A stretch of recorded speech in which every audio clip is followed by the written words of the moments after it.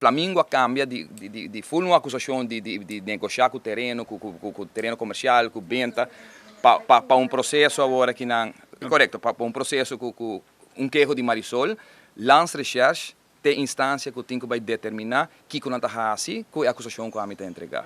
Mas vai ter suficiente prova assim para mostrar que o ministro, ex-ministro, for de day one, está na altura de toda a acusação falsa, aqui que ele vai fazer 6 lunas depois. Duidelijk está revenge para mim, dolor que está para um político que den reino holandês a bordo barrar do seu próprio partido, barrar do seu próprio governo, que bom, não só se den reino holandês nunca, e tem que viver com ele.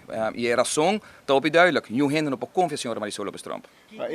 Sorry, para introduzir, para aclarar, dus não me sei o que maneira que está revanche, dus está meu cliente está uma revanche.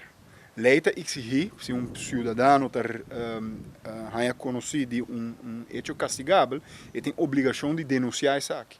Durante o verhoor, meu cliente a realizar que tem que aangever a fazer denúncia falso, o denunciante faz denúncia falso, e no momento em que ele realizar que a denúncia falso, ele avisa, mas também faz denúncia contra a denúncia falso. É uma obrigação para a lei. O mestre, assim como cidadão de conhecido, de hecho castigável, ele tem a obrigação de ir na autoridade competente assim aangeven. Então, se ele lo que eigenlijk ook não se tem processo para fazer. Então, não para mostrar que é revenge.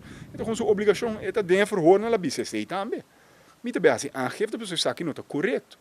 Então, é forma correta também para meu cliente para mostrar para não somente para de seu verhoor ela mostra ela contradiz e aangeeft com onderbouwing para também para mostrar Ministério Público a mim está sendo o correto o que bosta na beurt faz o correto